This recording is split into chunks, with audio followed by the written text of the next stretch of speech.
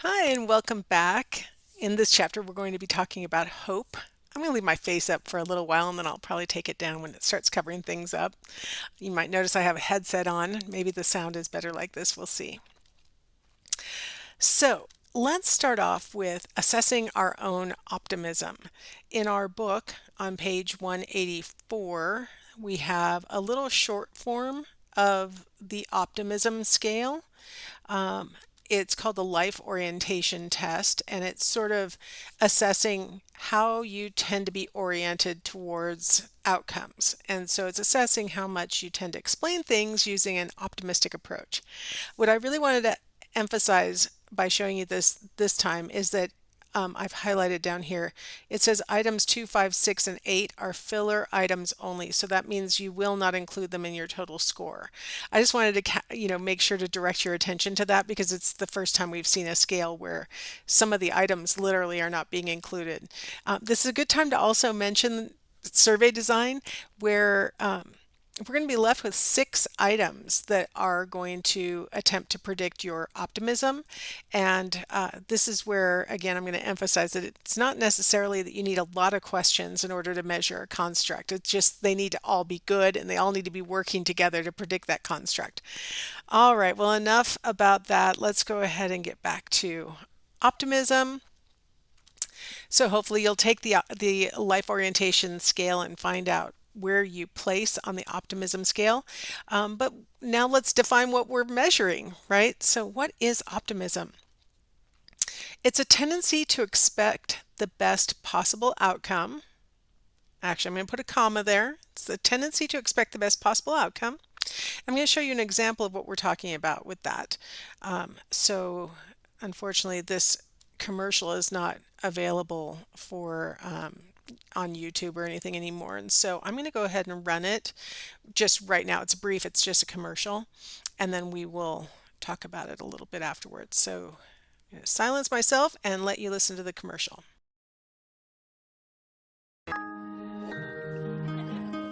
We asked people all over the country, what's something significant that's happened to you in the last 5 years? Bought a house. My mom passed away.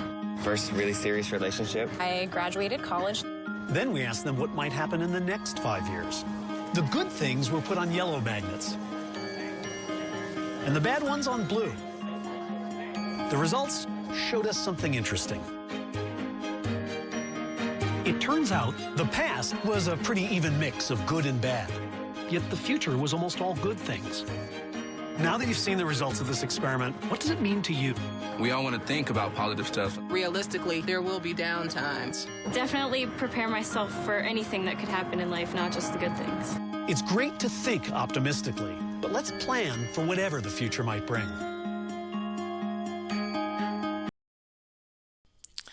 All right, so back to me, as it should be, always back to me. So that commercial illustrates this idea that in most of us, optimism about the future is predominant.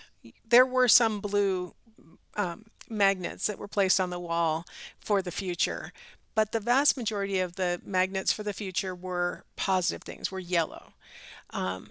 This is an important aspect of optimism, the idea that we're looking forward to good things happening and that we're not necessarily considering the possibility of bad things happening, which kind of gets at this next point, which is, oops, there we go. We tend to dwell on the most hopeful aspects of a situation. That's part of optimism, to dwell on the most hopeful possibilities. So when a person is processing information, they oftentimes, those who lean towards optimism will notice the possibility of something good happening, and that's hope. That's what we mean by hope, is looking through what, yes, there might be some bad or there might be some good, but I'm going to dwell on the good. That's hope, and that stems from optimism. Here's a person with great hope. Buried halfway deep in the desert sand and thinking someone will come, someone will find me. Talk about your hope, right? That's part of optimism. So we should think about optimism and despair not as two polar opposites of things, but rather that we dwell on a continuum of ranging from optimism to despair. I have a little cartoon for you that you're already seeing the caption for.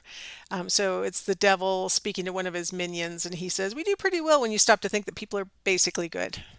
Right? So we have this idea that people are basically good, but they also can be agents of destruction and can be agents of very evil deeds. And so, how do we sort of rationalize or juxtapose these two different things that, we want to believe that people are basically good, but we also see very bad things being done by people. We need to think you're not either optimistic or in despair. You're not either good or you're evil, but rather that there's a continuum. So, a lot of critics of positive psychology have said, well, you're so busy trying to foster hope and trying to get people to look on the good side or look on the bright side that you don't really help them to recognize evil and get prepared for those possible outcomes of dealing with evil. That stuff is going to happen in a person's life and they're going to be sort of shocked that this happened because you positive psychologists were only preparing people for the good side, telling them to be hopeful and optimistic. That's a valid point, right? Too much optimism might potentially be harmful, right? So if we think about different kinds of optimism, there's naive optimism. The person who is buried half deep in the desert sand might be in the naive optimism phase, where they deny the threat. They say people are basically good, everything's going to work out. If it's meant to be, it's meant to be. Those kinds of whoops, I'm covering things up. I'm going to take myself off the screen. There we go. That should look better. So, people are basically good and everything will work out. That's a good approach to the world, except for unless you're only hoping for it and not actually helping to make sure that it happens, right? Realistic optimism contains enough realism to fuel valid concerns, but also contains enough optimism to provide hope. So, enough realism to say, maybe I should go get that bump checked, right? But enough optimism to say, I hope that the doctor says it's benign, right? Get it checked, but hope it's benign, right? We got the optimism of, there's a very good possibility it's benign, but enough realism to say, I'm not going to ignore it and just assume that it is benign.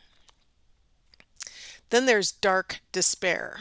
And that's where the person not only is realistic, but they deny hope. It's hopeless. Why even bother trying? Nothing good ever comes anyway. Dark despair is beyond just sort of realism. This is this is a person who maybe is displaying some symptoms of depression, right? It's hopeless. I give up. Maybe they've got learned helplessness. And so dark despair is way, way, way down on the continuum, away from realistic optimism. Like realistic optimism, make sure that you take proper steps to protect yourself while also hoping for the best. Whereas dark despair says there's no point in taking realistic steps because it's hopeless anyway. So I might as well, again, so you've got the naive optimist saying, I'm going to sort of leave it up to fate or God or whatever, because it's already been determined and everything's fine, it'll work out.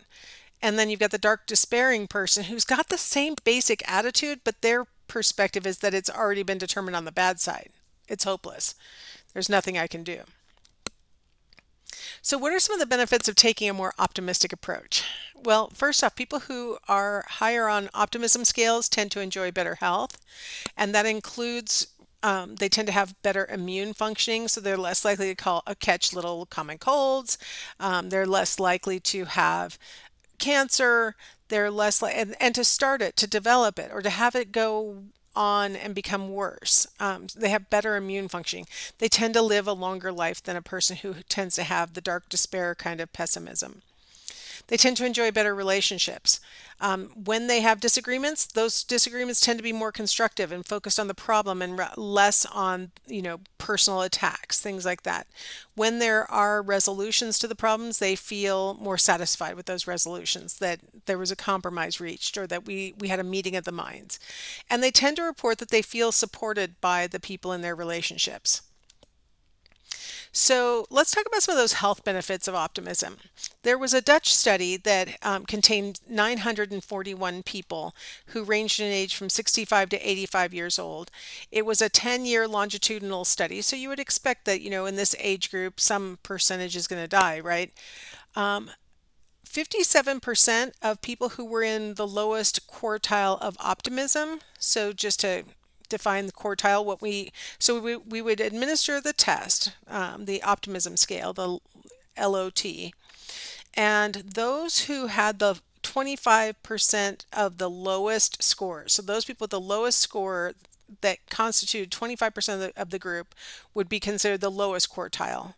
The 25% who had the highest quartile, that would be the highest group. So the top 25% of scores would go into that group. And then the middle 50% would be considered sort of mid-range on optimism.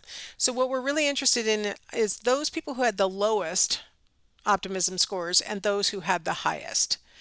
And what you see is like twice as many people in the lowest quartile that had the lowest 25% of scores died during that 10-year study. Twice as many died during the 10-year study who were in the lowest quartile. The highest quartile people, yes, some of them died also based on their age. You would expect that, but at half the rate that we saw in the people with the lowest quartile scores. In a Finnish study, they had 2,428 men, and again, a 10-year longitudinal study, and the death rate was double among those who were displaying bleak and hopeless kinds of thinking than among those who had optimistic thoughts. Among us, in a study of Americans, there were 795 people ranging in age from 64 to 79. It was a 5-year longitudinal study, and the death rate was halved among those who were hopeful about the future. So there was half as many deaths among those who were hopeful than among those who were hopeless. And in a study of Catholic nuns, 180 wrote an autobiography when they were 22 years old. And then at 60 years later or more, their autobiographies were read and compared to their outcomes. And what they found is that those who at 22 expressed positive attitudes lived on average 7 years longer than those who didn't. And they had half the death rate by age 80 among those who were the positive spirited. So there were twice as many people with positive spirits still alive at age 80 as there were people who had negative spirits. And then in a Norwegian study of 54,000 adults, this only happens when you have, the kind of socialized medicine that allows everybody's medical records to be included in research without their consent. So that's what was included here was people's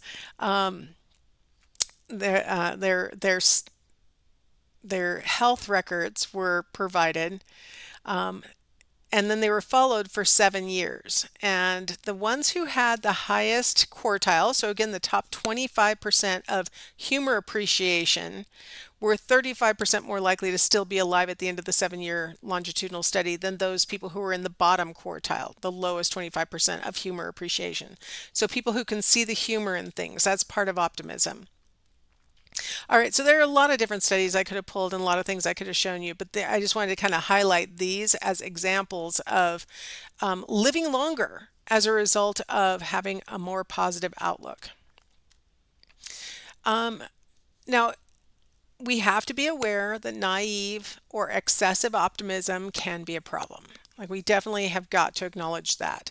It can blind us to real risk, right? So here are some other studies. They found that late adolescents see themselves as less vulnerable to HIV than they consider their peers to be. So they're asked, how likely is it that one of your friends might contract HIV? How likely is it that you might contract HIV? and they consider themselves much less likely. And the only real difference between them and their friends is that they are them. We tend to underestimate our own personal risk. We think that those are things that happen to other people. And so we don't really consider, especially when we're adolescents, we operate under what's called the invincibility fallacy. And so we think those are the kind of things that happen to other people. Those are not the kinds of things that happen to me. Credit card users choose cards with low fees, even when the card has higher interest. They'll say, well, I don't want to pay $35 a year to have this credit card. But then they'll choose this credit card that has a 20% interest rate and carry a balance. So that now they're paying way more than $35 a year to have this card and would have saved that $35 relatively if they had gotten the other card, paid the $35 and had a 10% interest rate or something like that. The reason why this is an example of optimism is that we always focus on, well, I'll pay it off every month and then I won't pay any fees. Right? We think the best possible outcome. We think, well, I'll behave in the best possible way and I'll get the best possible outcome, even though reality tells us we probably aren't going to do that. Smokers see themselves as less likely to end up with dire smoking consequences. Like they know that these are things that are associated with smoking. They understand the risks, but they honestly, deep down, do not believe those risks are going to come to them. Those are the kinds of things that happen to other people, not to me. I'm healthy, I'm fine, rather than recognizing that for now, right? And so they recognize the risks, but don't internalize the risks. That's excessive optimism. They're thinking, it's not going to happen to me. That's the kind of thing that happens to other people. All right, I'm going to stop here and we'll come back and we'll talk about the role of attributional style in optimism.